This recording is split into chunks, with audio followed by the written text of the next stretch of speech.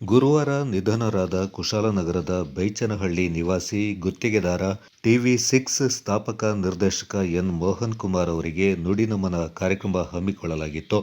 ಕುಶಾಲನಗರ ಪ್ರವಾಸಿ ಮಂದಿರದಲ್ಲಿ ನಡೆದ ಕಾರ್ಯಕ್ರಮದಲ್ಲಿ ಮೃತರ ಭಾವಚಿತ್ರಕ್ಕೆ ಪುಷ್ಪಾರ್ಚನೆ ಸಲ್ಲಿಸಿ ಅಗಲಿದ ಸ್ನೇಹಿತನಿಗೆ ಊರಿನ ಸಂಘ ಸಂಸ್ಥೆಗಳ ಪ್ರಮುಖರು, ಒಡನಾಡಿಗಳು ಮರುಕ ವ್ಯಕ್ತಪಡಿಸಿದರು.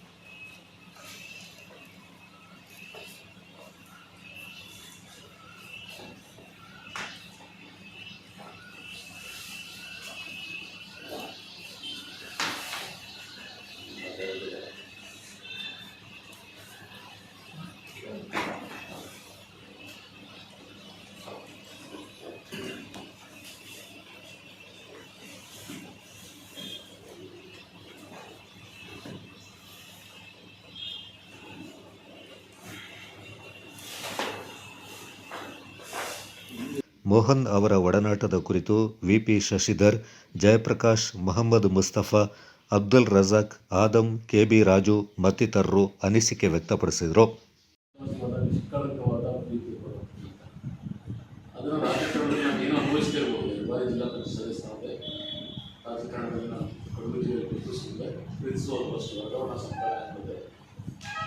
ಮಧ್ಯದಲ್ಲಿ ಸಾರ್ಥಕತೆ ಅನಿಸೋದು ಇಂಥ ಗೆಳೆತನವನ್ನು ಪಡೆದದ್ದು ಬಹುಶಃ ಬೇರೆಲ್ಲ ಪ್ರಶಸ್ತಿಗಳಿಂದ ಪುರಸ್ಕಾರ ಇಂಥವ್ರೆಲ್ಲ ಪ್ರೀತಿಗಳ ಪಾತ್ರ ಆದ ಅನ್ನೋದಿಲ್ಲ.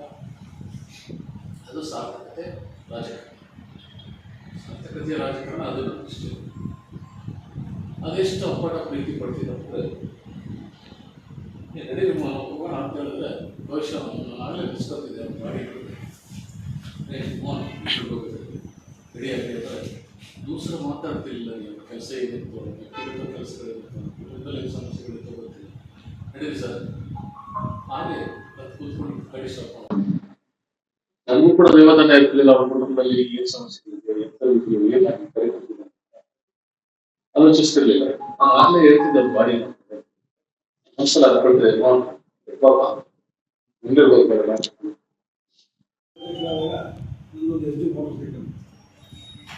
ಮೋಟರ್ ಸೈಕಲಲ್ಲಿ ಇವರಿಂದ ಬಸ್ಕೊಂಡು ಇಡೀ ಸೋಮವಾರಪೇಟೆ ತಾಲೂಕು ಬೆಟ್ಟಗಳಿಂದ ಹಿಡಿದು ಕೊಡ್ಲಿಪೇಟೆಯಿಂದ ಹಿಡಿದು ಪ್ರತಿ ಊರು ತಿರುಗಿ ಸಂಘಟನೆಯನ್ನು ಮಾಡ್ಕೊಂಡು ಬಂದಂಥ ಒಂದು ವ್ಯವಸ್ಥೆಗಳು ನಾನು ಶಶಿಧರ್ ಯಾವ ಮಾಡ್ತಿದ್ದಂತ ಬೆಳಗ್ಗೆ ಹೋದ ರಾತ್ರಿ 9 ಗಂಟೆ 10 ಗಂಟೆ ಎಲ್ಲ ಹಾಕ್ತಿದ್ರು. ಎಲ್ಲ ಸಂಘಟನೆ ಮಾಡ್ತಾ ಮಾಡ್ತಾ ಮಾಡ್ತಾ ಪ್ರತಿ ಊರಿನಲ್ಲೂ ಒಂದಷ್ಟು ಜನ ಆ ಆದರ್ಶ ಇಟ್ಕೊಂಡು ರಕ್ಷಣೆ ಮಾಡಬೇಕು ಅನ್ನೋದು ವ್ಯವಸ್ಥೆಗೆ ತುಂಬ ಜನ ಸೇರಿದರು. ಅವರ ಕೊಡಗಲ್ಲೂ ಯೂತ್ ಕಾಂಗ್ರೆಸ್ ಅರುಣಾಚೆ ಅಧ್ಯಕ್ಷ ಆಗಿದ್ದರು. ಭಾಳ ಒಂದು ಕೊಡಗಿನ ಇತಿಹಾಸದಲ್ಲಿ ಮುಂದಕ್ಕೂ ಬರೋದಿಲ್ಲ ಆ ಒಂದು ಯೂತ್ ಕಾಂಗ್ರೆಸ್ ತಂಡ ಕೊಡಗಲ್ಲಿ ಬಹುಶಃ ಒಂದು ಕಾಲಘಟ್ಟನ ನೆನೆಸ್ಕೊಳ್ತಾ ಹೋದಾಗ ಸೋಮವಾರಪೇಟೆಯಲ್ಲಿ ನಾವುಗಳೆಲ್ಲ ಹೋಗಿ ತಂಡ ಕಟ್ಟಬೇಕಾದ್ರೆ ಪ್ರಭುದೇವ, ಬಾಬು, ಅಮೂರು, ಶೇಖರ, ಮೋಹನ ಎಲ್ಲರೂ ನಾವು ಒಂದು ಪಕ್ಷಕ್ಕೆ ಕರ್ಕೊಂಡು ರಾಜಕೀಯವಾಗಿ ಬರಬೇಕು ಅಂತ ಹೇಳಿ ಒಂದು ಸಂಘಟನೆ ಮಾಡುವ ನಿಟ್ಟಿನಲ್ಲಿ ಎಲ್ಲರೂ ಒಂದು ನಮ್ಮ ಒಂದು ಆತ್ಮೀಯತೆ, ನಮ್ಮ ಒಂದು ಬಳಗಕ್ಕೆ ಸೇರಿಕೊಂಡು ಬಹುಶಃ ಅಲ್ಲಿ ಸೇರ್ಕೊಳ್ಳೋರು ಯಾರು ಸೋಮವಾರಪೇಟೆಯಲ್ಲಿ ರಾಜಕೀಯವಾಗಿ ಯಾರು ಅಂತ ಬರಲಿಲ್ಲ. ಎಲ್ಲ ಒಂದೆರಡು ಚುನಾವಣೆ ಸ್ಪರ್ಧೆ ಮಾಡಿದ್ರು, ಸೋತು ಆಮೇಲೆಲ್ಲ ಅವರು ಜೀವನ ಕಟ್ಕೊಳ್ಳೋಕ್ಕೆ ಬಂದರು. ಹಾಗೆ ಈತನು ಬಹುಶಃ ಯಾರು ಸ್ಪರ್ಧೆ ಮಾಡಲಿಲ್ಲ ಅಂತ ಕಾಣ್ತದೆ ರಾಜಕೀಯವಾಗಿ. ಜೊತೆಲಿದ್ದ ರಾಜಕೀಯವಾಗಿ ಪಕ್ಷದಲ್ಲಿ ಮುಗಿಸ್ಕೊಂಡಿದ್ದ ಎಲ್ಲ ಮಾಡಿದ ಎಲ್ಲ ಹೋರಾಟಗಳು ಮಾಡ್ಕೊಂಡು ಮತ್ತು ಯಾವುದೇ ಆ ಮನುಷ್ಯರಲ್ಲಿ ಒಂದು ದೊಡ್ಡ ಗುಣ ಅಂತಂದರೆ ಕೋಪ ಮಾಡ್ಕೊಳ್ಳೋದು ಭಾಳ ಕಡಿಮೆ. ಏನಾದರೂ ಹೇಳಿದ್ರೆ ಕ್ಷಮಿಸುವ ಗುಣ ಬಹಳ ಇರ್ತಾ ಇತ್ತು. ಮತ್ತು ನನ್ನ ಹತ್ರ ಸಾಕಷ್ಟು ವಿಚಾರಗಳನ್ನ ಹಂಚ್ಕೊಂಡಿದ್ದಾರೆ. ಏನು ಬಾಬು ಅವರು ಹೇಳಿದರು, ಏನು ಸೊನ್ನೆಯಿಂದ ಅವರ ಬದುಕು ಬಂದಿದ್ದು ಆಗುತ್ತೆ. ಮತ್ತು ವಿ ಪಿ ಶಶಿಧರ್ ಅವರು ನನಗೆ ಎಲ್ಲೋ ಒಂದು ಕಡೆ ಊಟ ಮಾಡಿಕೊಂಡು ಯಾವ ಇದರಲ್ಲೂ ಕೃಷ್ಣನು ಏನು ತಿನ್ಬೇಕಾದ್ರೆ ಕೂಡ್ಬೇಕಾದ್ರೆ ಸಾರ್ ಇವತ್ತೇನಾದರೂ ನಾನು ಒಂದು ಮನುಷ್ಯನಾಗಲಿಕ್ಕೆ ಅವು ಕಾರಣ ಅನ್ನೋ ಸತ್ಯವನ್ನು ನನ್ನ ಹತ್ರ ಹೇಳ್ಕೊಟ್ಟಿದ್ರು. ವಾಸ್ತವ ವಸ್ತುಸ್ಥಿತಿ ಇವತ್ತು ಗೊತ್ತಾಗಿದ್ದವರು ಯಾವುದೋ ಗರಗಂದೂರು ಸೋಮರಪೇಟೆ ಗರಗಂದೂರು ಅವ್ರ ಹೆಂಡತಿ ಇರಬೇಕಲ್ವ, ಅಕ್ಕ. ಅವರು ರಿಟೈರ್ಡ್ SI ಅದನ್ನು ಹೇಳ್ತಾರೆ. ನಾನು ಸಾಕಷ್ಟು ಬಾರಿ ಅವರು ಬೀಳ್ಸ್ಕೊಂಡಿದ್ರು. ಆಗ ನಾನು ಅವ್ರಿಗೆ ಏನು ಈ ಥರ ಅಂತ ಹೇಳಿ ಅವ್ರಿಗೆ ಏನು ಹೇಳ್ಕೊಡ್ತಾನೆ ಇರಲಿಲ್ಲ. ಆಮೇಲೆ ಅವರಿಗೆ ವಿಪರೀತವಾದ ರಕ್ತಸ್ರಾವ ಆಗ್ತಿದ್ದಂತೆ. ಆಮೇಲೆ ಹೋಗಿ ಹಾಸ್ಪಿಟಲ್ ಇದು ಮಾಡ್ಕೊಳ್ತಿದ್ದಾರೆ, ಹೋಗಿ ರಕ್ತ ಹಾಕ್ಸ್ಕೊಂಡು ಬಂದು ಇಷ್ಟು ವರ್ಷ ಬದುಕಿದ್ರು. ಆಮೇಲಿಂದ ಕ್ಯಾನ್ಸರ್ ಇದೆ ಅಂತ ಗೊತ್ತಾಯಿತು, ದೊಡ್ಡ ತೆಗೆದಿದ್ದಾರೆ ಅಂತಂದಾಗ ನಾನು KSRTC ಬಸ್ ಸ್ಟ್ಯಾಂಡಲ್ಲಿ ಅವರು TC ಅವರು ಶೆಟ್ಟರ್ ಅಂತೇಳಿ ಅವ್ರ ಬಗ್ಗೆ ಒಂದು ರೋಟ್ರಿ ಇದರಲ್ಲಿ ಒಂದು ಆರ್ಟಿಕಲ್ ಮಾಡಿದ್ದೆ ನಾನು. ಕುಡಿಯೋ ವ್ಯವಸ್ಥೆ ಮಾಡಿದ್ರು ರೋಟ್ರಿಯಿಂದ ತಗೊಂಡು ಬಂದು ಅಂತೇಳಿ. ಸ್ಟ್ರಿಕ್ಟು ವ್ಯಕ್ತಿ, ಅವ್ರ ಬಗ್ಗೆ ಒಂದು ವಿಶೇಷವಾದ ಲೇಖನವನ್ನು ಸಹ ನಾನು ಬರೆದಿದ್ದೆ. ಅವರು ಆ ವ್ಯಕ್ತಿ ನನ್ನ ಹತ್ರ ಒಂದು ಅವ್ರ ಅನಿಸಿಕೆ ಕೇಳಬೇಕಾದ್ರೆ ಒಂದು ವಿಷಯವನ್ನು ಹಂಚ್ಕೊಂಡಿದ್ರು. ಅದೇ ರೀತಿ ಸ್ನೇಹ ಬರುವಂತು ಅದಾದ ನಂತರ ನಮ್ಮ ಜಯಪ್ರಕಾಶ್ ಅವರ ಮಸ್ತೂರ್ ಅವರ ಜೊತೆಯಲ್ಲಿ ಮತ್ತೆ ಕೂಡ ಹೆಚ್ಚಿಗೆ ಅವ್ರ ಜೊತೆಗೆ ಬೆರಲಿ ಅಂತ ಅವಕಾಶ ಸಿಕ್ತು. ನಾವು ಕೂಡ ಒಂದು ಸಂಘಟನೆ ಮಾಡ್ಕೊಂಡಿದ್ವಿ ಅಂಬೇಡ್ಕರ್ ಜನರಿಗೆ. ಆ ಸಂದರ್ಭದಲ್ಲಿ ಭಾಳಷ್ಟು ಜನರಿಗೆ ಅವರ ವಿರುದ್ಧ ಹೋರಾಟ ಮಾಡಬೇಕು ಅಂತ ಹೇಳಿದಾಗ ಅವ್ರಿಗೆ ಸಲಹೆಯನ್ನು ಕೇಳ್ತಾ ಇದ್ವಿ. ಭಾಳ ದೊಡ್ಡ ಮಟ್ಟದ ಶಕ್ತಿಯನ್ನು ಕೊಡ್ತಾ ಇದ್ರು. ಮಾಡೋಣ ಅಂತ ವಿರುದ್ಧ ಎತ್ತಿರಬೇಕು, ಸಮಾಜದಲ್ಲಿ ಕೆಲಸ ಮಾಡಬೇಕು ಅಂತೇಳಿ ಬೆಂಕಾಗ್ತಾ ಇದ್ರು. ಅದಕ್ಕೆ ನಾವು ಕೂಡ ವೈಯಕ್ತಿಕವಾಗಿ ಭಾಳ ಸಲಹೆಯನ್ನು ಕೊಡ್ತಾ ಇದ್ವಿ. ನಾವು ಕೂಡ ಸಮಾಜದಲ್ಲಿ ಗುರುತಿಸ್ಕೊಳ್ಳಿ, ಒಳ್ಳೆ ಕೆಲಸ ಮಾಡಿ ರಾಜಕೀಯವಾಗಿ ತಾವು ಮುಂದೆ ಬರಬೇಕು ಅಂತೇಳಿ ಭಾಳಷ್ಟು ಸಹಕಾರ ಮಾಡ್ತಾಯಿದ್ರು. ನನಗೆ ಮಾತ್ರ ಅಲ್ಲ, ನಮ್ಮ ಜೊತೆಗೆ ಎಲ್ಲರಿಗೂ ಕೂಡ ಅವರು ಇದೇ ರೀತಿಯ ಮಾತಾಡಿದ್ರು. ನಾವು ಬೆಳೀಲಿ, ಸಮಾಜದಲ್ಲಿ ಒಳ್ಳೆ ಕೆಲಸ ಮಾಡಿ. ಮಾತಿನಲ್ಲಿ ಅವರ ಹುಟ್ಟುವುದು ಅವರು ಕೂಡ ಏನು ಬಡವರಲ್ಲ. ಅವರು 1 ಎಕರೆ 1.25 ಎಕರೆ ಕಾಫಿ ತೋಟ ಇತ್ತು ಬೆಳೆಸ್ತಾರೆ. ಅವಾಗ ಅದು ಒಳ್ಳೆ ಕಾಫಿ ಬೆಳೆಯುವಂಥ ತೋಟ. ಸೊ 15-17 ವರ್ಷ ಆಗುತ್ತೆ. ನಮಗಿಂತ ಒಂದು 4 ವರ್ಷ 5 ವರ್ಷ ಚಿಕ್ಕವರು ಸಡನ್ ಬಂದು ಎಲ್ಲೋ ಎಲ್ಲಿದೆ ಬೇಕಾದ್ರು ಹೆಂಗೆ ಬೇಕಾದ್ರು ಗೊತ್ತಾಗಿದೆ. ಕಾಂಗ್ರೆಸ್ ಬಂದಿದ್ದ ತಕ್ಷಣ ಎಲ್ಲರೂ ಈ ಯೂತ್ಸ್ನೆಲ್ಲ ಒಂದು ಜೊತೆ ಆಗ್ತಿರೋದು. ಬಾಬಾಗಲಿ ನಾವಾಗಲಿ GC ಶೇಖರ್ ಅವರು ಯೋಗ ಮೊನ್ನೆ ಈಗ ಬಹುಶಃ ಅದು ಯಾವ ಯುವ ಪಡೆನ ಯುವ ನೇತರನ್ನ ಒಟ್ಟಾಗಿ ನಮ್ಗೆ ಗೊತ್ತಿಲ್ಲ. ಶರಣ ಭೈ ಆಗಲಿ ಇವರೆಲ್ಲ ಸೇರಿ ನಮ್ಮನ್ನ ಅರುಣ್ ಸರ್ ಆಗಲಿ ಮಂಜುನಾಥ್ ಸರ್ ಬ್ರದರು ಇವರೆಲ್ಲ ಸೇರಿ ನಮ್ಮನ್ನ ಒಂದು ಯುವ ಪಡೆ ಮಾಡಿದ್ರು. ಬಹುಶಃ ಯುವ ಪಡೆ ಯಾವ ರೀತಿ ಇತ್ತು ಅಂದರೆ ಸೋಮಪೇಟೆಯಲ್ಲಿ ಗನ್ ಇದ್ದಂಗೆ ಇತ್ತು. ಯಾವುದಕ್ಕೂ ಕುಗ್ಗಿಲ್ಲ, ಎದುರಿಲ್ಲ, ಜಗ್ಲಿಲ್ಲ.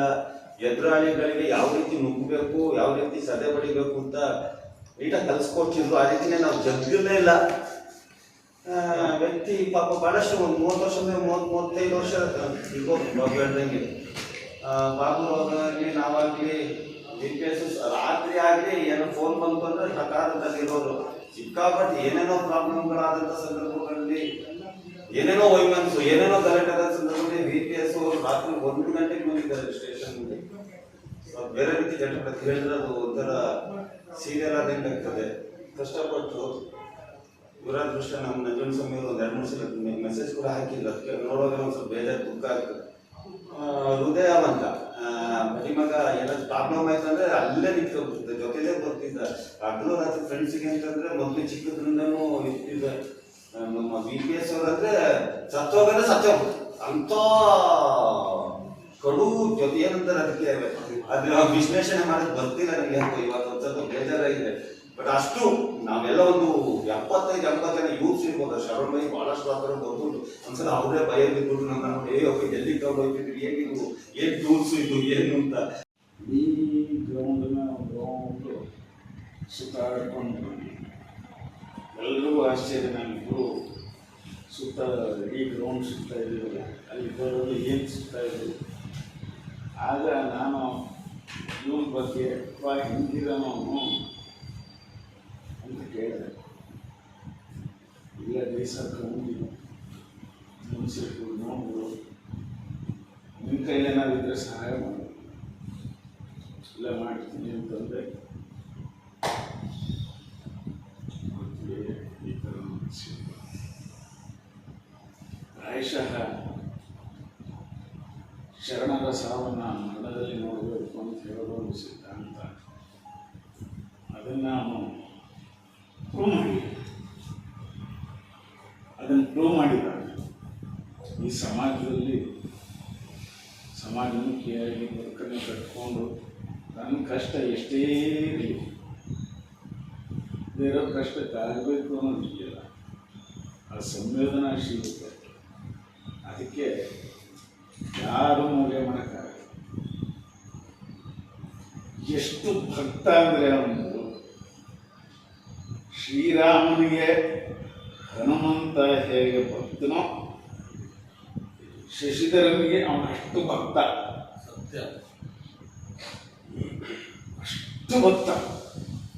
ನಾನು ಪಾಪ ರಾಜು ಆ ಸಾಹಿತ್ಯನ ಜೋಡಣೆ ಮಾಡಿದಾಗ ಎಲ್ಲ ಭಾಳ ಸುಂದರವಾಗಿ ಜೋಡಣೆ ಮಾಡಿದ್ದಾರೆ. ಆ ಸಾಹಿತ್ಯ ನಿಜವಾಗಿ ಮತ್ತೊಂದು ಶ್ರೀ ಯಾಕೆಂದರೆ ಯಾರು ಈ ಮಣ್ಣಿನ ಋಣ ತೀರ್ಸೋಕ್ಕೋಸ್ಕರ ಇರ್ತಾರೋ ಅವರೆಲ್ಲ ಮತ್ತೆ ಪುನಃ ಈ ಮಣ್ಣಿಗೆ ಬರ್ತಾರೆ.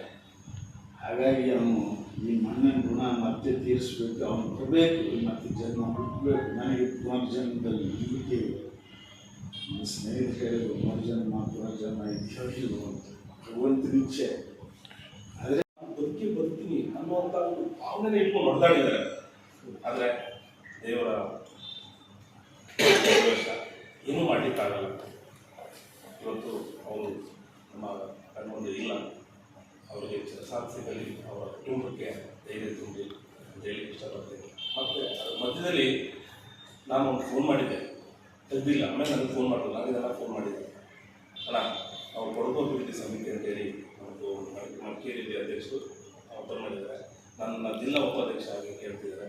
ಹೇಗೆ ಮಾಡೋಣ, ಹೋಗಿ ಸೇರ್ಬೋದು. ನೀವು ಜಿಲ್ಲಾ ಉಪಾಧ್ಯಕ್ಷರಾಗಿ ಹೋಗ್ಬೇಡಿ, ಕುಶಾಲನಗರ ತಾಲೂಕು ಅಧ್ಯಕ್ಷರಾಗಿ ಮಾಡಿದಾಗಿಲ್ಲ. ಅದು ಕುಶಾಲನಗರನ ಯಾವುದೋ ರೀತಿಯಲ್ಲಿ ಹೇಗೆ ತಗೊಂಡು ಹೋಗ್ಬೋದು, ಹಲವಾರು ಸಮಸ್ಯೆಗಳು ಏನೇನಿದೆ ಅಂತೇಳಿ ನನಗೆ ಸಜೆಷನ್ ಕೊಟ್ಟರು. ಆಗ ನಾನು ಹೇಳಿದೆ, ಸರ್ ನಾನು ಉಪಾಧ್ಯಕ್ಷ ಬೇಡ, ಇಲ್ಲ ತಾಲೂಕು ಅಧ್ಯಕ್ಷನ ಕೊಟ್ಟರೆ ನೋಡಿ ಸರ್ ಅಂತ ನಾನು ಪ್ರಸನ್ನ ಹೇಳಿ, ಆಯಿತು ಓಕೆ ನಿಮ್ಮ ಮೀಟಿಂಗ್ ಬನ್ನಿ ಅಂತೇಳಿ ನಾನು ಮೋಹನನ ಸಜೆಷನ್ ತಗೊಂಡು ಆ ಪೋಸ್ಟನ್ನು ತಗೊಂಡೆ. ಆ ಪೋಸ್ಟು ಇಲ್ಲಿ ನಾನು ಉಳಿಸ್ಕೊಂಡಿದ್ದೀನಿ, ಆ ತಾಲೂಕು ಅಧ್ಯಕ್ಷನಾಗಿ ಇದ್ದೀನಿ. ಆದರೆ ನಾನು ಮುಂದೆ ನನ್ನ ಸ್ನೇಹಿತರ ಇಲ್ಲ. ತುಂಬ ಬೇಸರದ ಸಂಗತಿ.